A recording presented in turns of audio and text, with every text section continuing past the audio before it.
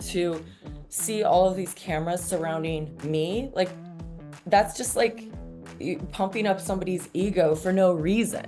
There's Mhm. nothing that I did to earn that or like any sort of special skill I was displaying. And so like that ego boost it's like a drug because it's fake. It's smoke and mirrors, but like it feels really good. And then but then the bad side of that is the feedback. So you're just everybody's, entertainment toy. Like, they feel like they own you or access to your life, and they're allowed to share their opinions or give it unsolicited advice. And it's based, so like the character that you become, that you are, becomes a punching bag. And Mm. so that is such a blow to the ego that was just inflated by the cameras.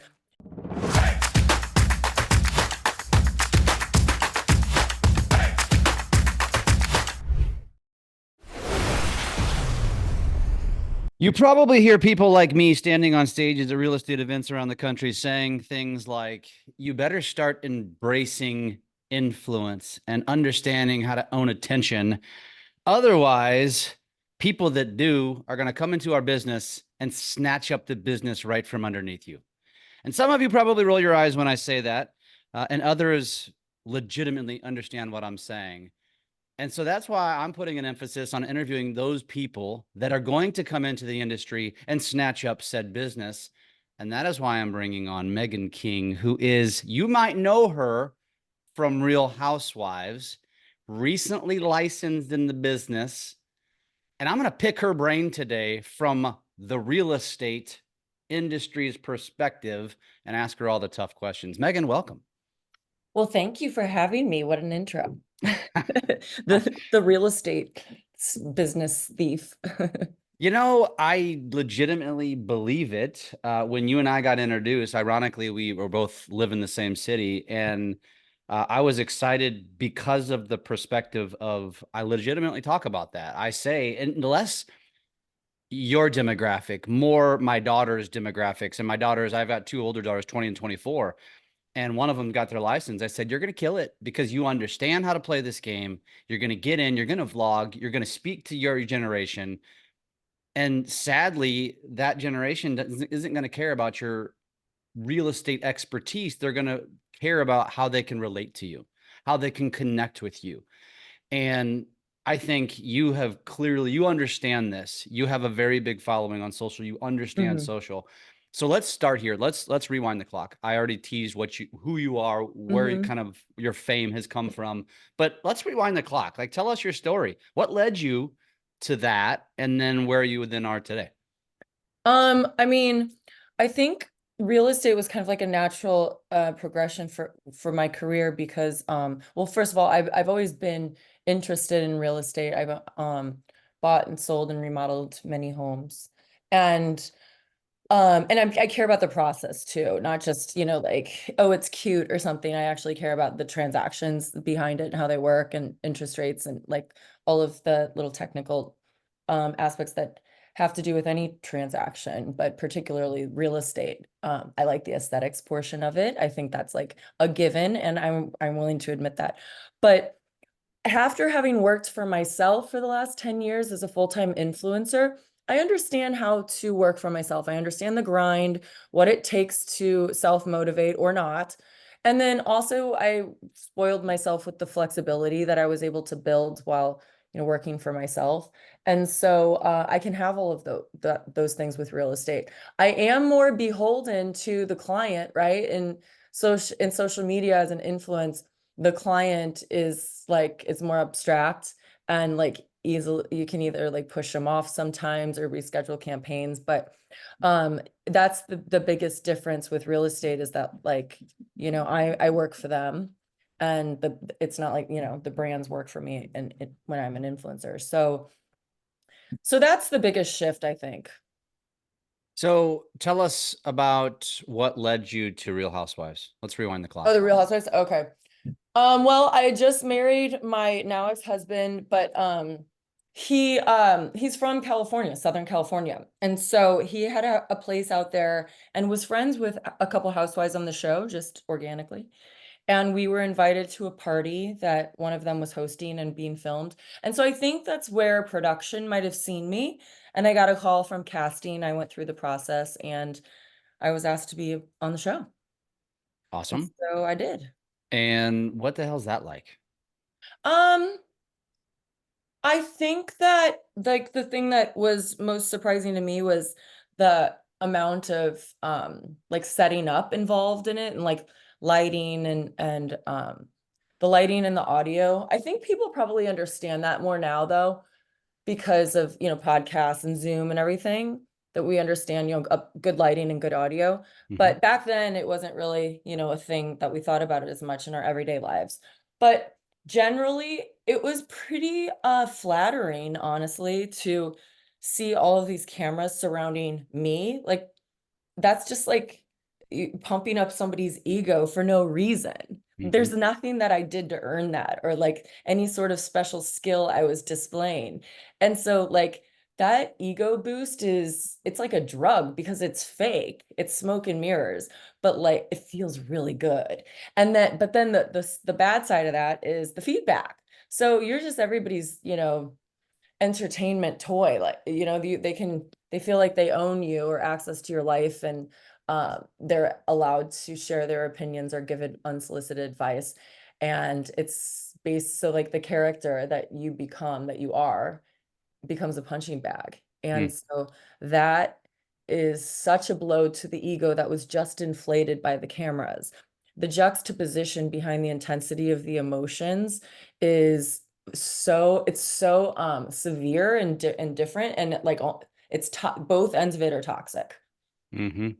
Did the initial pumping of said ego, those cameras, did that change you? Um, I don't know. I mean, I don't think it did, and my closest friends say it didn't. Um, I didn't, I really had overnight fame. Like the show aired and I felt like all of a sudden, I was getting recognized in supermarkets and airports and hotels mainly. But I did not like it. I felt like there was a spotlight on me wherever I went, and that overnight fame was really jarring for me, and like it made me feel depressed for a little bit before I kind of got used to it. Um, and I'm not even, an A-list celebrity, so I can't imagine what that was feeling like. And I always would say that, like, if this is how I feel, I can't imagine how like Kim Kardashian feels or something. Yeah. Um, but yeah, it changed me. No, I don't think I think that maybe if anything, it made me distrust people's intentions or their motives, Mhm. because I think, fame or influence is just like another way, another form of social currency, which could be like actual real currency, or, like any power, fame, beauty, success, like these are all social currencies. And so Mhm. all of a sudden I was blessed with the like high social currency of fame. And then I started to like wonder about what are people's motives? Are they trying to get close to me, like to get a piece of the pie, or do they actually like me? Yeah. No, I get it. Now, if you don't mind me asking, what you married a professional baseball player. I think a lot of people know this. I definitely know this, especially being a St. Louisan because he was a St. Louis Cardinal. Hmm. Now, prior to that, like what even led you to even meeting a professional athlete? What were you doing with your life prior to marrying him? I was working in medical sales. I was selling pathology software to big hospital systems. I would spend most of my week in Dallas. I would fly to Dallas and mainly dot around the state of Texas, like the central, north part, and west Texas. And so then I met my ex Jim Edmonds, who famous baseball player, like you said, excellent baseball player, and I just met him through mutual friends. Our friend groups overlapped. So it was really as basic as that. Okay, interesting. So no fun, crazy stories of meeting in a club in some penthouse or just something. No. Okay. No, those are his girlfriends, his side pieces. That's where the side pieces come from. Funny, funny, not Ha funny. ha, bada ching, bada ching. I didn't expect that answer. That's good. Sorry for my reaction. Hmm. Okay, so you mentioned the side effect of the fame, which is a perfect segue into now what happens on social media. And one of the biggest fears people have with posting anything on social, what are people going to think? People are mean. You tasted that on a whole nother level. But Hmm. before I get to that, so now let's talk post show, post marriage. You went into what you described as influencing. And I don't think a lot of people necessarily understand what that really means. So can you describe it? Yeah. So I call myself an influencer, which is like kind of I feel weird saying that because like that's telling I'm telling you that I'm influencing somebody, Yep. right? Like Yep. that's kind of a weird thing to say. But the way that like why I'm comfortable with saying that is because I've used this as a full-time job. So with my almost 1 million followers, I have an agent who only a digital agent, and she monetizes my engagement and my following by working with PR companies or marketing agencies or individual brands who come to her saying, I'm looking for the X, Y, and Z and someone to promote this product. And I like your client Megan, and I'm offer her this much for like this in exchange. And so with those deals, I've been able to sustain my life. I mean, that's my full-time income. Mm. So that's what I mean by influencer. And the brands that come to me, like Prime, for instance, here we go. Hmm. They send me so much Prime. If you ever want any Prime, Jeff, hit me up. I got you. You know what? It's funny. I actually use Logan Paul in my presentation when I talk about how Prime is affecting like Gatorade is threatened by Prime because of influence. Yeah, because of him. I mean, Yeah. all these kids are obsessed with Prime. Like, I didn't even Yeah. know what it was, and all the boys on my street, they're like, you have Prime? Like, I'm the coolest like mom on the street among like the, 6 to 12-year-olds, boys. So like, yeah, Prime will come to me, or I'm like looking around at stuff. I have all kinds of like swag in my Like office. so apparel, like clothing, I would Lots assume of makeup, actually something. less apparel, lots Okay. of beauty, lots Yep. of like hair, skincare, a ton of skincare. Um, I think it has to mainly do with items that have a, a huge markup, because these companies are like really trying to push it while they can. So like Yeah. drinks, huge markup. Yep. Clothes, not as much of a huge markup. Got it. Harder to promote. Clothes are more like a trade. Somebody might give me stuff and hope that I'll post about it, Yep. but they can't usually afford influencers. Yeah.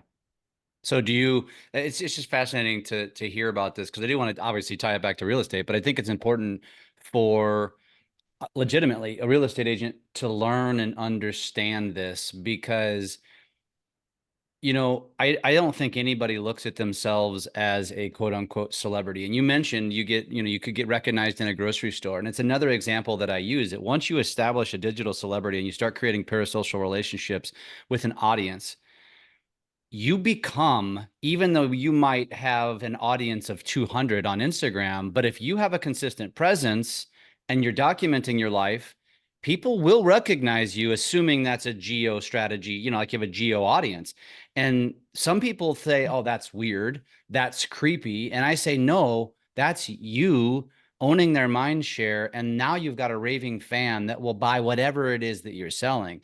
So I would love to hear your take on how I articulate that is in terms of why that influence is so incredibly powerful.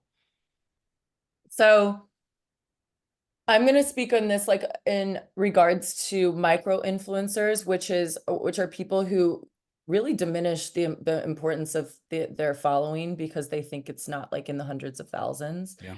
And that I really want to stress that the micro influencer, the local influencer is likely more influential than most any like person with a Mhm.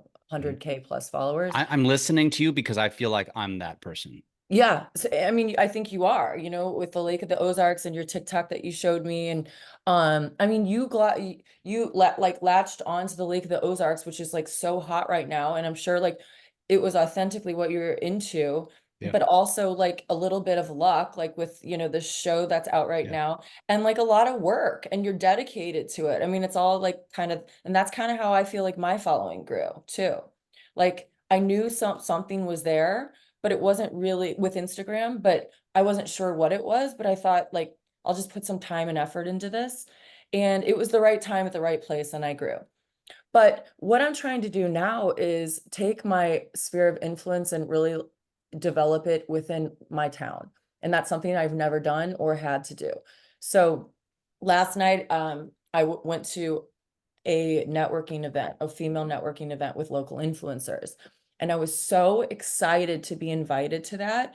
And the vibe that I got when I was invited was that they were happy to have me there. Hmm. But when I went there last night and I met these incredible women, I'm like, no, no, no, no. I want to meet you guys. You guys are the ones that have the influence over St. Louis. When I did the math, I have like 928,000 followers on Instagram. When I did the math, I have about 28,000 of those in St. Louis. So that would be my micro influence of 28,000 followers in St. Louis, which is really good. Yeah, Really that's what good. I was thinking. But like anybody else who has, like you said, 200 followers up to let's say like 30,000 followers, those those people are all as influential, if not more, because my St. Louisans followed me when I was in California. They're not thinking of me as a St. Louis person. They're thinking like they can relate to me because I live in St. Louis and that's kind of a cool thing. But people still think of me as this Californian. And I was telling these women last night, I really want to hang out with them. I want to learn about who they connect with and what they do so they can teach me how to connect with St. Louis and so people can think of me as a Missourian. Hmm. And so like that's the shift that I want. I want to be more like them. I love that. I bet they were Yeah. flattered.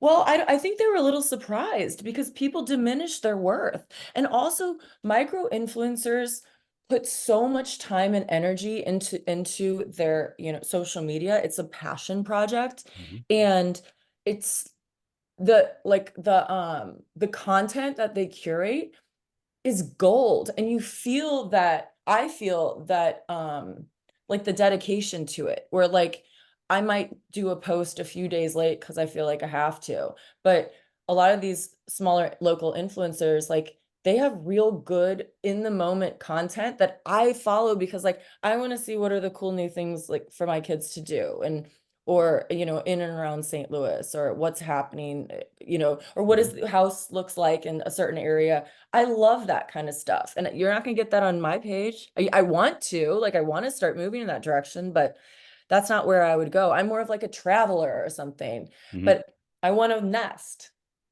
So now you shift over to real estate. And actually, was that group that you went to last night, was it real estate influencers or No, was it just a mix bag? it was probably more like fashion, lifestyle influencers. So that's just good networking in general because now you can become potentially the real estate agent to that group of women. Right. And Brilliant. that's, I love it. yeah, exactly. Smart. Okay, so now let's talk about the shift. You moved over to a big national global real estate brokerage, Right. which my initial inclination would make me believe, well, she's probably going to be getting deals, referrals from all over the world to all parts of the country. And you're just going to play this game of referring to an agent because you're probably not going to have a license in every state because that's not very efficient. And so tell us, like, what is your plan? Because I think from a high level, it's like, oh, she's just going to sit back and talk about real estate and some rich person's going to want to work with her or whatever. That's you Yeah. set the record straight. What do you think? I Like, hope what they do you do. think's going to happen? So the way that I see my real estate career going is twofold. I want to dedicate 50% of my business to my local market, St. Louis. I want to do the whole transaction from start to finish. Um, and I want to be involved in every part of the process. And that's where I am right now. I'm really developing that. The other side of the business that I want to develop is exactly what you said, the referral business. But I wanted to do it a little bit different. I'm calling myself a concierge real estate agent, where I'm trying to capitalize on the network that I've built on my international social media presence of 128,000 followers by saying basically it's a fancy referral, so they can have me as someone, their trusted advisor to recommend an agent that would fit with them in their area. And depending on what they're looking for or whatever, I might even fly out there, do a video of their home, but they will have access to my social media, and I'll be able to push out and promote their house on my social media, and then just like use me as a sounding board. Um, so that's kind of what I'm trying to develop, that I with in conjunction with what I've built, and to kind of set myself apart from other agents. And So we'll what see. would you was Hopefully that'll work, but did you say 50-50? So you're 50% St. Louis, 50% concierge, that's you what I'm know? hoping. Okay. But right now I'm focusing only on St. Louis. I'm not focusing on business building that concierge business, because what's most important to me is that I do right by my clients, and I don't think I can do that by just being like like a smiling concierge agent. I want to actually discover the process and like do all the hard work. Um and I need to do that like by actually having real life experience in my local market in St. Louis. So that's what Yeah. I'm pushing right now. I think that that can be appreciated. And you have your first listing going live soon. So tell us, Yeah. how did you get that listing? Um, I don't know this person at all. And Nice. they found me by they wanted a high-end agency to sell their home. They Googled Sotheby's, who I'm with in St. Louis, and they Googled, I think, Gladys Mannion, which is a local brokerage in St. Louis. And he decided to go with, and then he interviewed someone from that other brokerage, and then some, and then me. But he was interested in me because he saw my social media, but he didn't actually look at my social media. He just saw that I have a social media with a lot of people, and that's why he interviewed me. So, and this is I mean, this house is over $1 million home. And so for my first listing, I'm very excited, right? But Which by the way, in St. Louis is a high price point. it's a high price point. Mhm. And so I'm like, I don't want to screw this up, and I want to really get this listing. So I decided to partner with one of our top producers at Sotheby's and bring him into my listing appointment to try to get the job. I got the job. I'm going to put his name on it. And so now I can work directly with him and his assistant, which I'm doing. Say, like, what do I do with this? Who do I call? What's happening? So I can still say to my client, you are getting the best of the best. Yeah. I just happen to be learning throughout the Yeah. process, but you Yeah. still have access to all the things that make me, why you signed up with me. I love that. I didn't know this, by the way. So if the audience thinks that I teed up that question intentionally, it wasn't to get the answer that I got from you, but it's the answer that I thought is going to have one of the most profound effects on influence as it relates to real estate, which is sellers. And this, I think, is only going to continue to grow because younger generations are going to become sellers. It's not just going to be boomers, and they are going to choose an agent based upon the agent that can get their listing the most eyeballs, or the agent who they see the most on social and they just liked them. And I know it might sound silly, but that, I believe, from a psychological perspective, is going to have a big impact on a buyer or seller's decision on who to work with as we progress into the future. And that's exactly what happened to you. So they did a little bit of homework. They found you. No shit, they found you, because I bet no other agent in either of those brokerages probably have jack squat for a social presence, if I had to guess. And they don't talk about it if they do. That's Yeah. not on their bio. That's awesome. And so from your mindset, when you got this opportunity, Yeah. I'm sure you probably jumped out of your chair and did a happy dance and was like, hell yes, let's go. Um, does that motivate you, or does that change kind of your perspective on how you're going to attack the industry going forward? Or was your head already in that place? I mean, I was hoping that that would happen, but I assumed that I would get business from people on social media who are already on there, already following me. But that's not what's happening. So I've gotten now, I have 3 clients who have verbally agreed to work with me. Buyers And or sellers? they're well, 4 actually, 2 buyers and 2 sellers. Wow. And one was a referral through someone who I worked with through the Boys and Girls Club of St. Louis that I'm involved with. She referred me to this friend of hers.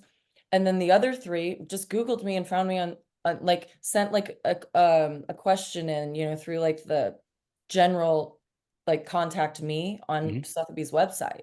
Really? Like one, Jeff, I just wrote back, I emailed her and I was like, can you please give me an American phone number so that I know you're a real person? Like, I'm like, well, this is crazy. And then she's real. And Awesome. yeah, so that I'm very surprised about. By the way, my very first listing, the one that I was telling you about, it's going live in 10 days, next door to the house my dad grew up in. Like, and again, like I Cool. don't know any of these four people so that I'm very surprised by. So I don't think that there's much I can do to really change that except like say I have a lot of followers and like I s- I don't know what like I guess my presence or something like well my picture maybe like I smiled the right way. I have no idea. I mean, I think I know the answer. I mean, I do think that there is, there is a psychological thing inside of our brains where you see somebody on a screen because we all grew up, most at least our generations, 30 something and older, grew up watching television, right? We didn't grow up watching our cell phones, right? Or watching screens like we do today. That didn't come around until we were a little bit older. Yeah. And there's just this psychological thing where when you see somebody on a screen, they just carry a celebrity status. And Yeah, I think you're right. whether we like it or not, a lot of people are enamored with that Mm-hmm. and they will want to do business with you because they see you on a screen. As silly as that sounds, I mean, I feel this on a micro level. I'll go interview people because I Yeah, do I'm sure. business highlights at the lake. And you know what they say to me? What? They're looking at me like, oh my God, I feel like I'm talking to a celebrity. And I'm like, Yeah. that's the weirdest thing to me because I'm like, I was not on a TV show and none of that stuff. I just put myself out on social a lot. But and that's the thing with local real estate agents too. They're the ones who are successful high producers or not, if they're on their way. They're I see them around town. Me, who's actually been on TV and like has experienced a taste of real celebrity, whatever that means. Yeah. And I see these people and I'm like, ooh, or like a local like news or something. I'm like, ooh, they're famous. And I don't think they realize that they're a presence because they're just so used to it in their everyday world and they carry Yeah. themselves in a certain way. And I'm like, but you're a celebrity, like show your face. Yeah. People need to see that. But Bingo. you know what I was thinking about when you were just saying that? Like how I got people and you're like, they see your face and on a screen and it carries a celebrity status. I think too, and you also touched on this being relatable. The four clients that I've gotten, two are gay men. One is a woman, single woman, who wants to purchase her first house and feels like she doesn't know who to look to. And one is a guy going through divorce. Like, guess what? I relate to gay men like nobody's business. I relate to women who are trying to make it on their own and go through like a process that is a little daunting and like come out on the other side of it. And I relate to people who have been through a divorce and people know these things about me. And so I think that there might be something there, Jeff. I don't think there's any question that that has got a lot to do with it. So you do have your primary platform is Instagram. You've mentioned that. Are you going to, or do you already intentionally have broadened out to other platforms? Or are you just Um, solely focusing on Instagram? I mean, I cross promote to Facebook, which I think is huge in the Missouri market, Mhm. but also just every market. Our Facebook skews a little bit higher in age, and It's the retirement home of social media apps, is how I it describe is. I it. mean, and retirees love to buy houses, so There's more money on Facebook. That's what it is actually. yeah, yeah, yeah, yeah. So yeah, I mean, definitely cross promote those. But what I'm trying to do too is like boots on the ground locally, and that's what I'm trying to like even narrow it down to more local. Like I've reached out to a bunch of local statewide chambers of commerce with like who have like a gross domestic profit of over $5 billion a year. So I've like narrowed it all down and like calling each chamber, like, let me come and talk to your people. You know what I mean? Like Cool. whatever I can do to make myself feel more local and like get my face in front of people. So I'm like, because I'm trying to be like, look, I'm just like you. I'm relatable. I'm not a celebrity. Like, call me. Here's my personal cell phone number. And I'm not getting it. So I'm still trying to work on that. It's interesting. That's good though. I mean, I love where your head's at because that every time you could stand in front of one of those audiences will very likely turn into a potential long-term, if not short-term client I because hope someone's going so. to sit there. They're going to look at you. She's on stage. Now I'm stalking her. Holy shit. If we ever sell our house, like they're going home to their spouse and say, if we ever sell a house, we're hiring this gal. Um, and it's not even going to be about real estate. It's going to be about it's about the celebrity. It's about the influence. So you have two Instagram pages. One has the 928,000 followers. Mhm. One is just real estate, which is just barely getting started. Yeah. You mentioned the four clients. Do you think all Mhm. of those four clients went straight to your personal page? That's the connection because you're a vlogger is why I would describe you. You document life. You share what's going on in your world. That's how I knew you were just at an island. You show up on my Great. feed. I see that. Do you think that's where the power is there versus the business page? I do. I do. Um, yes, 100%. Now, like, I think a lot of times, especially myself, as being on the other end, a buyer and a seller, of real estate many times over, in my head, like, I'm a very thorough individual and I do a ton of research on anything and everything. I'm curious. And I just think like nobody's as curious as me. And so like, why do I need a real estate agent? Like I have Zillow. Why do I need a real estate Mm, agent? So, but you do. Well, this is what I'm thinking, right? Like now I have a different thought process. This is like the old me, my way of thinking. And I'm thinking, well, I got to go see the house. Like I got to like whatever. Like I need basically a real estate agent as an accessory. That's how I'm thinking. Well, so who do I hire? I hire someone I want to hang out with. I hire someone I can shoot the shit with and like mhm. who also I think is smart and like knows what they're doing. But in my head, in these past years, I'm thinking, anybody can do it. I just have like somebody cool. And now I know that's absolutely not the case. Not just anybody can do it. And you really want someone seasoned in the business, which is why I'm willing to give up 25% of my very first listing to a very seasoned, buyer and or seller's agent Mhm. in my brokerage because I want to learn and I Yeah. want to give that to my client. But anyways, yes. So the long-winded answer is yes, I think it's the lifestyle portion that really attracts the clients to the agent. I'm glad you said that. Because the first time I interviewed you, I almost felt like maybe you didn't mean it this way, but it almost felt like you were trying to separate the state and church, so to speak, right? You were I trying to separate the two, but I don't think you should. I'm a little bit trying to separate the two. My agent, my digital agent, is like they're always like, "Whoa, what are you doing? Changing your lifestyle that you've built this on." And so my digital agent really wants me to develop my real Real estate. estate brand. Mhm. And then like obviously my brokerage is like wants my whole entire big page to only be real estate, right? So oh, but so my real estate page, I have like 8,000 followers or something. Mhm. But really, it was from my IV, I did IVF and it was my documentation of my IVF journey. And so I just archived every one of those photos and I changed the Instagram handle and I kept my 8,000 followers and now it's like now you get real estate. So I got to train these people and make sure they're authentic, but really it's almost like it's not bot followers, but I mean they're interested in IVF, so hopefully they're still interested in real estate. But what I'm doing is I'm cross promoting. So I'll use my real estate page. I'll do some posts on it and tag my big page, and then I'll go to my big page and repost. So it's the best of both worlds. So is that the Meghan King Realty? Yeah. So it was probably called something different. And then I also Yeah. assume just looking at the page, you deleted everything that It's all was archived. Ooh, never okay. delete. Never delete a post, always archive. Deleting a post tells the algorithm that you don't respect your content enough to keep it up, and the Hmm, algorithm will push you away. interesting. Always archive. Good to know. I never delete anything, so I don't have that problem. But now that if I ever need to know that, But sometimes interesting. people get embarrassed that they don't have like enough likes or something Sure. and they'll think it's not performing, so they should delete because it's going to dilute their insights. Just archive.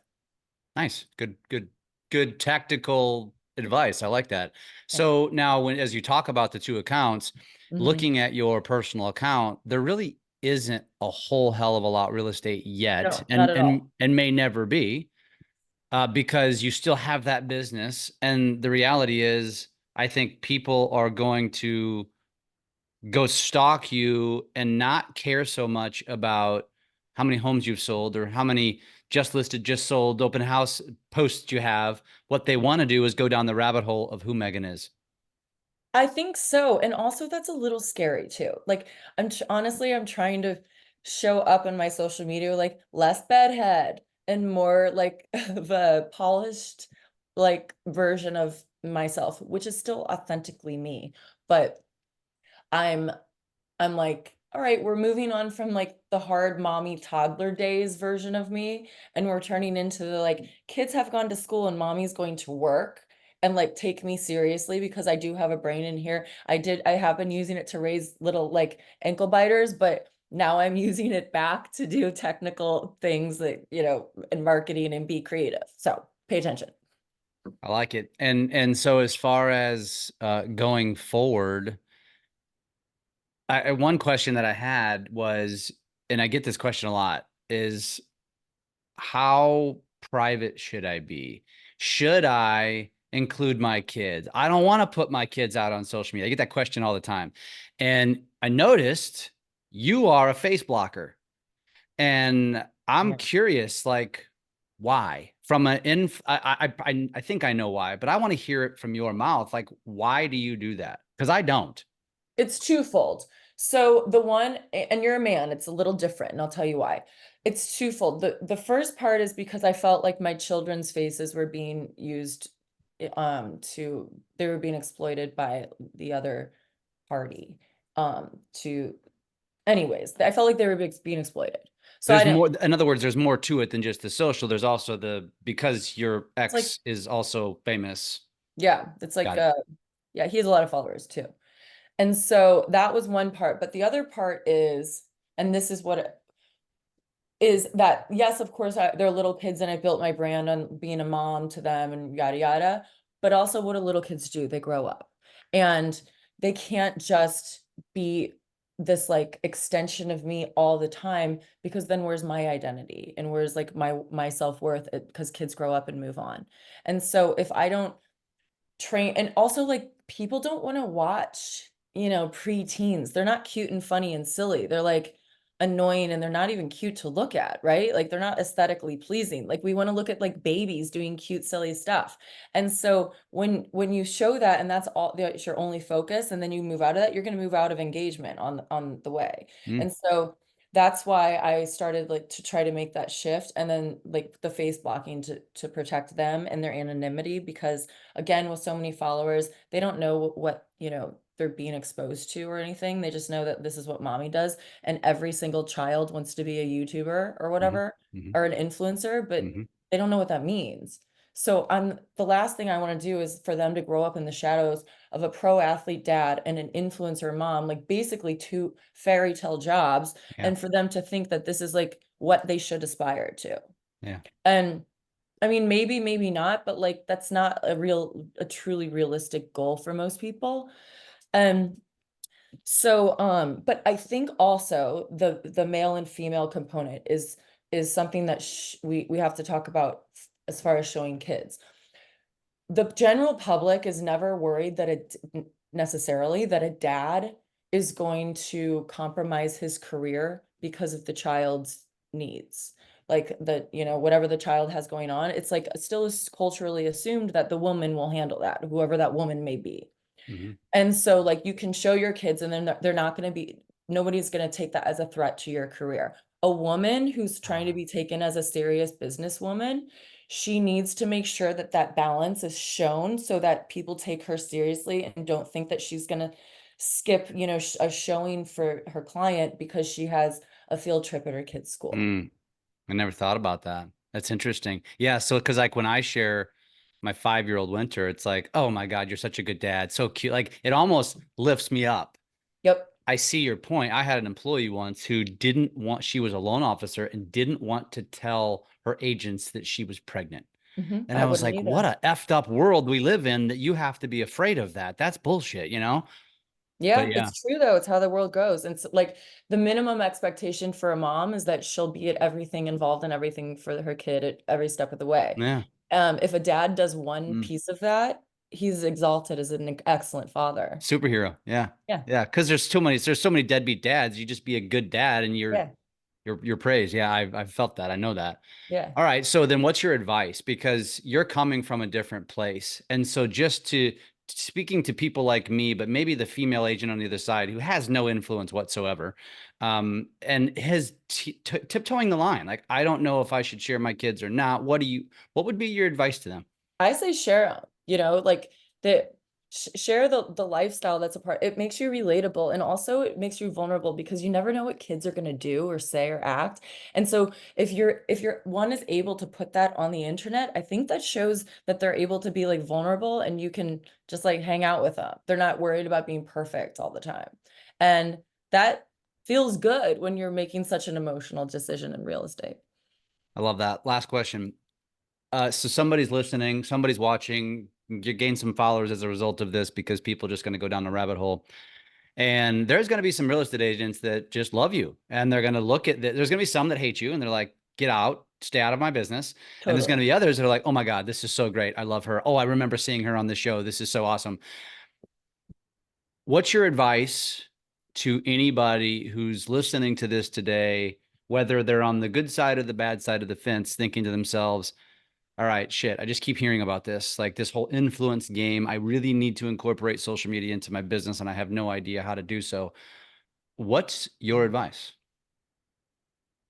I mean, sign up first. Sign up for Well, Instagram. let's assume they have a Facebook. Everybody Okay, has so a they're Facebook. so they're on Facebook. Okay. Um, what would be my advice? I don't know. Post videos, a lot of videos, Of but like what? Of what? everyday stuff. Like, I don't know, like, good morning. I got my prime this morning. Gonna hit the road. It's gonna be a great day. Anything. Yeah. Like, It, I mean, don't you in think? other words, like be Get out there. more the backstage pass to people's lives because that's what people want on social. And also self-deprecation is it goes a long, long way. Hmm. And Yeah. I mean, because that's the ultimate relatability. I saw an influencer at my kid's school the other day, a local influencer. She has like 100,000 followers or something, and she lives in my town, Kirkwood, in St. Louis.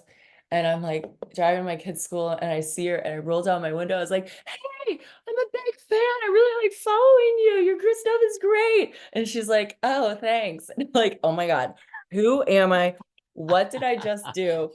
But like, I felt that close to her that I could like yell at her, like, "Hey, what's up?" Yet you've got like 10x her followers. Yeah, That's it. yeah. They're all just people, right? It doesn't matter. Well, but that also humanizes you right there, which I think is important, you But she know, doesn't because know who I am. She has no idea who I am. no, but I mean, just from our perspective, from Oh, I this see. audience, like just hearing you say that, it's funny to hear you say that because you're still a human. You know, Yeah. it's just because you have more followers than somebody doesn't mean you bleed a different color than everybody else. And you go through the same challenges. And I think that's the bigger point to what you said. Like that is what makes you relatable. And people don't want real estate when they open up social media. They'd rather see what you're eating for breakfast than to see Yeah, that you have a new listing. It sounds totally. silly, but it's reality. Yeah. And that you're like dynamic, like, and you're not just, one thing all the time. If you're real estate all the time, you're boring. Nobody Yeah. wants Yeah. boring. You're buried in the algorithm anyway because nobody's engaging. That's what people don't Right. understand about at social. Is like, well, if I post, I have 2,000 friends, all 2,000 will see it. Wrong, like maybe 10.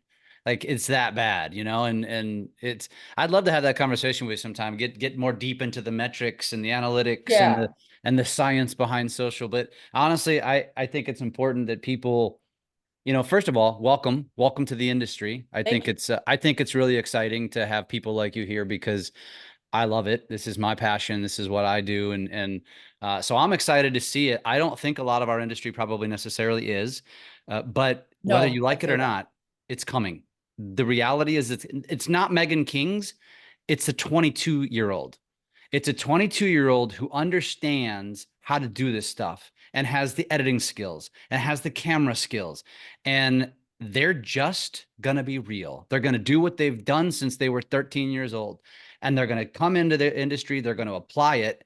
And Megan, the way I best describe it is there's a boom coming.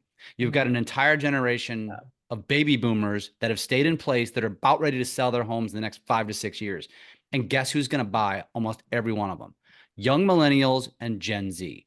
How do those people find anything that they buy? Internet, social media. Bingo. Yeah. So Mhm. it's like you either embrace this shit or go ahead and take a step out to retirement because the business will pass you by. So Megan, I'm excited. I'm excited to Yeah, see your journey here. Thank you for joining us. What is the best way? yeah, So if somebody wants to connect with you, and I guarantee somebody will. yeah. I think I know The the best, answer, but can you give us yeah. the best ways to connect with you? Yeah, social media, Megan King. You'll find me. That's all And you it's got to it's do. Meghan. So if you Yeah, type in Megan, you may not find her. may not. So You may. Sometimes it'll come up. I typed it in this morning and you didn't come up. And then Here, it let me. dawned on me, oh, she's got an H in her name. Yeah. Okay, good to know. So good. Awesome. Thank you so much for Thanks joining for us. having me. This has been a blast. We're definitely going to do it again because I want to dig Cool. into the analytics and the important stuff because I think you understand it as well as anybody. And I want to go to the Lake of the Ozarks with you. I want you to show me around hey, there. anytime, Okay, anytime. cool. All right. Take care. Thank you so Thanks for much. having me. All right. Bye bye. Bye.